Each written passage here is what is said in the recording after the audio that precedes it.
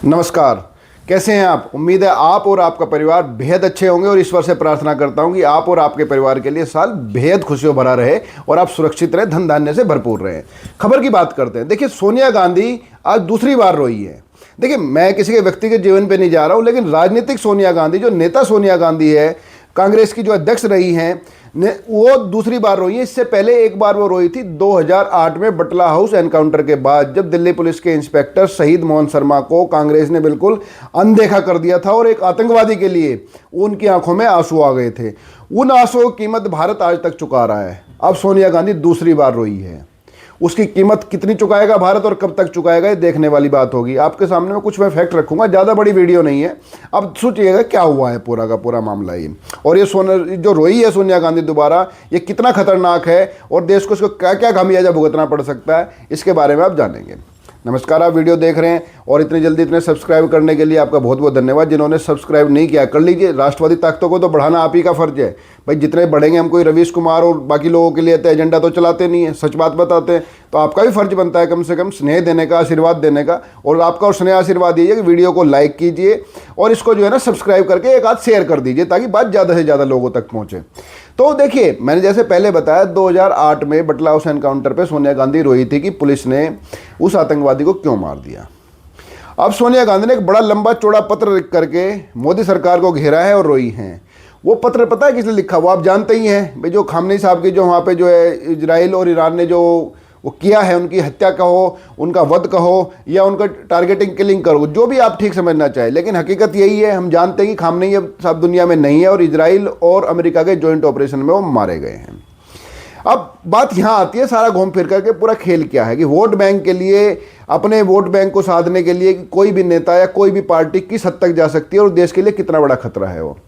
Khamenei साहब के बारे में कुछ चीज़ें आप तक जो बताई गई हैं वो आप पहले सुन लीजिए, जब जानते हैं। हकीकत फिर मैं बताता हूँ आपको अभी इसी वीडियो में। आपको ये बताया जा रहा है लगातार एक एजेंडे के जरिए, एक पूरे के पूरे इकोसिस्टम के जरिए, जिसमें मैंने पहले बताया रवीश कुमार, इस तरह के लोग लगे पड़े हैं सारे के सारे। और भाई उनको शेयर भी करते हैं, सब्सक्राइबर उनके हैं इतने ज़्यादा। तो तभी मैं प्रार्थना कर रहा हूँ कि सब्सक्राइब कीजिए और शेयर कीजिए वीडियो तक, ज़्यादा से ज़्यादा लोगों तक बात पहुँचे।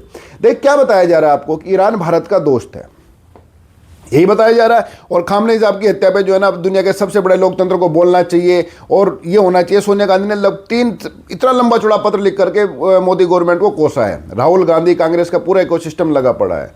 अब इन्हीं खामनेई साहब के बारे में, ईरान के बारे में आपको हकीकत बताता हूँ। पीछे इतिहास नहीं लेके जाऊँगा मैं, जैसे बाकी लोग कहते हैं उस जमाने में ये कर दिया था ईरान ने भारत के लिए। मैं आपको हाल फिलहाल की ही घटनाएँ बताता हूँ।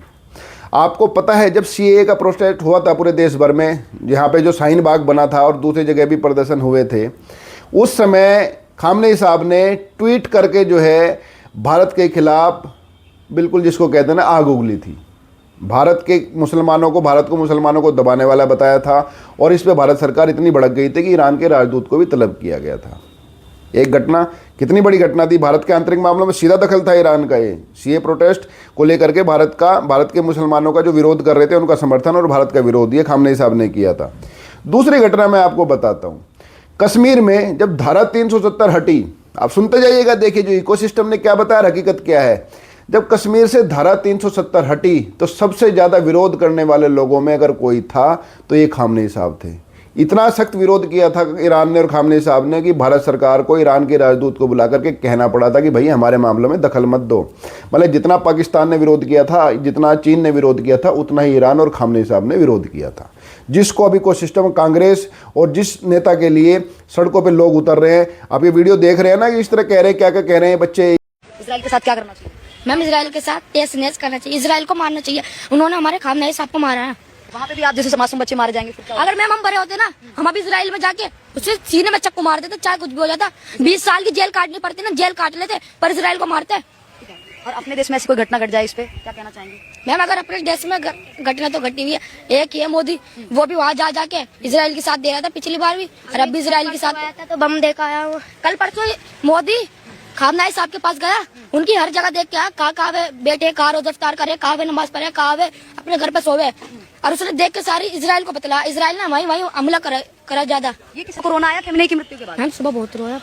बहुत रोए थे मैम, क्यों नहीं रोगी, जब वे हमारे रेबर थे। इसी तरीके अगर मोदी जी को कुछ हो जाता तो? जैसे जाके मोदी जी को कुछ हो जाता, क्यों रोते हम? मोदी जी को हम क्यों रोते? नहीं रोते मोदी जी, क्यों रोते हम? खेमने के लिए रो रहे थे। मैम जब हमारे मोदी को कुछ नहीं लगता तो हम उसके लिए क्यों रोते? ये औरतें कह रही हैं कि हम कोख में पलते बच्चों को मार देंगे।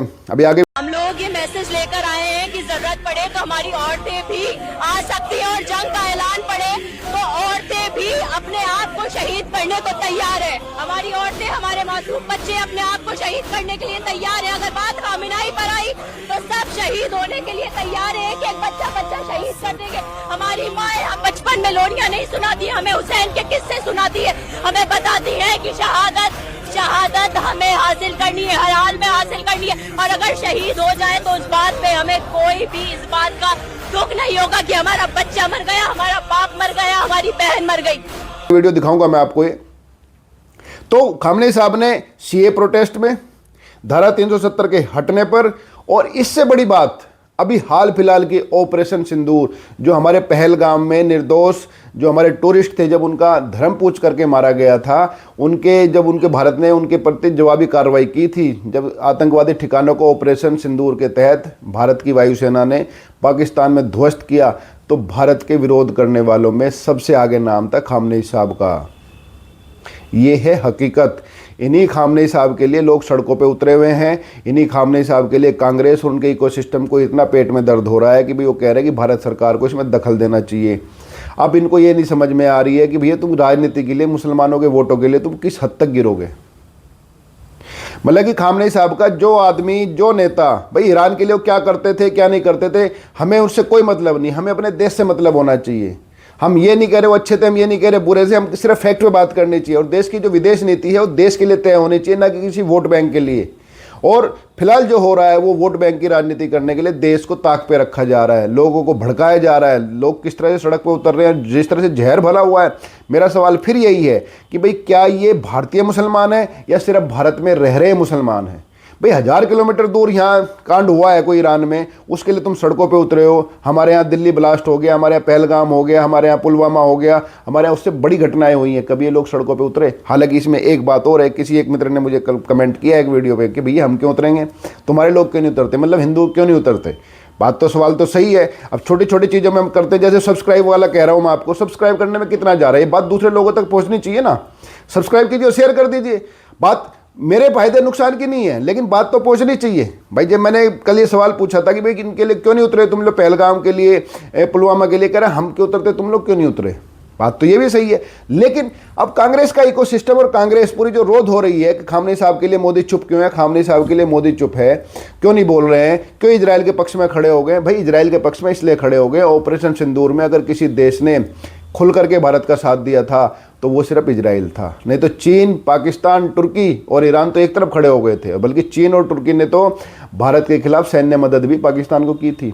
तो उस समय जो देश हमारे साथ खड़ा रहा, इनके वोट बैंक इनके नाराज ना हो जाए कांग्रेस का, सोनिया गांधी की आंखों में आंसू ना आ पाए, ताकि इनके जो सड़क पे जो प्रदर्शन हो रहे, खामनेई साहब मारे गए, इनकी आंखों में आंसू ना लाए, भारत की पूरी विदेशी नीति को दांव पे लगा दिया जाए, भारत की सुरक्षा को दांव पे लगा दिया जाए इन लोगों के लिए, ताकि इनको मुसलमानों के वोट मिल सके। यही बात है ना सारी की। और इसके अलावा क्या बताइए क्या कारण हो सकता है कि जिस आदमी ने सीए में भारत का विरोध किया, और सबसे खतरनाक और सबसे भयानक चीज ऑपरेशन सिंदूर, जो कि भारत एक युद्ध में चला गया था, उस युद्ध में भारत जिसने पाकिस्तान का साथ दिया, उस व्यक्ति के लिए मोदी की चुप्पी पे सवाल उठाने वाले नेताओं को अपने एक बार अपने गिरबान में झांकना चाहिए कि क्या तुम्हारे मुसलमान वोट बैंक को सुरक्षित करने के लिए भारत अपनी सुरक्षा को दांव पे लगा दे। और जिस घटना की बात कांग्रेस का इकोसिस्टम करता है, अब कांग्रेस का इकोसिस्टम, कांग्रेस के नेता, प्रवक्ता और जो उनके एजेंडेबाज, जो उनके जो पत्रकार हैं इनके, वो क्या बताते हैं? वो एक कहते हैं कि एक बार ईरान ने जो है ना, जब मुस्लिम OIC जो होता है, ऑर्गेनाइजेशन ऑफ इस्लामिक कंट्रीज है, उसमें कश्मीर के खिलाफ प्रस्ताव आया था तो उसमें भारत का साथ दिया था। तो भाई उसका फैक्ट ये है कि देखो, ईरान है शिया मुल्क और बाकी देश है सुन्नी। अब ये बताइए, यही ईरान मुसलमान देशों पे हमला कर रहा है नहीं कर रहा है? क्योंकि उनसे वो चिढ़ता है। तो जो प्रस्ताव वो लेके आए थे चिढ़ने, सऊदी अरब, दूसरे तो देश लेके आए थे, उनके खिलाफ तो उसको वैसे भी जाना ही था। जिस चाबहार पोर्ट की बात जो कांग्रेस और इकोसिस्टम करता है, इसी चाबहार पोर्ट पे अभी ईरान ने जिस तरह से भारत को पकड़ ढीली करने के लिए, ईरान ने जिस तरह से चीन की चालबाजियों को सफल होने दिया, उसको कौन भूलना चाहेगा? और क्यों भूलना चाहते हैं लोग? ये इस बात का जवाब देना चाहिए ना। अब मैं आपको एक वीडियो दिखाता हूं, देख कांग्रेस के एजेंडेबाज जो है, जब बांग्लादेशी हिंदुओं पर अत्याचार हो रहे थे तब क्या कर रहे थे और अब क्या बोल रहे हैं। ये वीडियो देखिए आप एक बार। मोह से हटना पड़ेगा कि वो हिंदू हमारे हैं, वो बांग्लादेशी हैं, बांग्लादेशी नागरिक हैं, आप जब तक ये रवैया नहीं अपनाएंगे आपको मुश्किल आएगी। इस तरह से हालात को आप अपने काबू में करके नहीं चला सकते। 71 मतलब में जो हुआ वो हुआ। ठीक है, ये दुविधा है जिसको सुलझाना यही सबसे अहम। एक बहुत अच्छा मौका था भारत के पास कि उसकी इजराइल से भी बातचीत थी, ईरान से पुरानी दोस्ती है, एक बीच का रास्ता, एक नेगोशिएशन का रास्ता, एक बड़ी तस्वीर में एक बड़ी चेयर पर बैठा हुआ भारत नजर आ सकता था। लेकिन भारत अगर एक ही तरफ झुका हुआ है, जो अब झुका हुआ साफ नजर आ रहा है, उसके जस्टिफिकेशन भी हम लगातार सुन रहे हैं, तो आप उस संभावना को खत्म करते हैं, उस एक बड़ी संभावना को खत्म करते हैं जिसमें आप एक अगर विश्व गुरु बनने की बात करते हैं, और अगर आप इतनी बड़ी लड़ाई में अगर आपकी मध्यस्थता होती है तो कितनी बड़ी पोजीशन। अब वीडियो देखिए आपने, क्या समझे आप? यही इकोसिस्टम है, यही इकोसिस्टम भारत को कमजोर कर रहा है, और भारत को कमजोर ना हो इसके लिए सबको आगे आना पड़ेगा। और आगे आने के लिए मतलब ये आज का दौर है, इंफॉर्मेशन वॉर का दौर। अपनी अपनी बातों को ज़्यादा से ज़्यादा लोगों तक पहुंचाओ ताकि लोग उसको शहीद कर सके, सीख कर सके। तो मैं आपसे फिर एक बार रिक्वेस्ट कर रहा हूँ कि इस वीडियो को शेयर कीजिए और सब्सक्राइब कीजिए ताकि ज़्यादा से ज़्यादा लोगों तक बातें पहुंचे, पूरा एजेंडा खुले कि भाई खामनेई साहब की मौत पे भारत सरकार इसलिए चुप है क्योंकि जिस नेता ने ऑपरेशन सिंदूर में भारत का विरोध किया, सीए प्रोटेस्ट में भारत का विरोध किया, धारा 370 हटने का विरोध किया, उस नेता के लिए बोलना, और जो कि नेता वो किसी पद पे भी नहीं है, वहाँ संवैधानिक पद पे नहीं थे ईरान के, ये ना वहाँ के राष्ट्रपति ना वहाँ के प्रधानमंत्री। तो जो ना वहाँ के राष्ट्रपति ना वहाँ के प्रधानमंत्री हैं, उनकी मौत पर भारत सरकार अपने आप का विरोध जता करके जो खाड़ी के देश है और इजराइल, उनसे क्यों लड़ना चाहेगा जो कि भारत के साथ खड़े हैं। भारत इस दिनों में मोदी जो है 8 नेताओं से बात कर चुके हैं, विदेशी नेताओं से, जो पीएम है, तो भारत के लिए तो बातें कर रहे हैं ना वो। और उससे भी बड़ी बात जो ये एक बात जो बार बार लोगों को बताई जा रही है कि भारत को बोलना चाहिए था। भाई भारत बोला था, जब ईरान के राष्ट्रपति की मृत्यु हुई थी तो भारत ने पूरा का पूरा डेलीगेशन भेजा था, लेकिन खामनेई साहब ना भारत के मतलब ईरान के राष्ट्रपति थे ना प्रधानमंत्री थे, वो एक धर्मगुरु थे।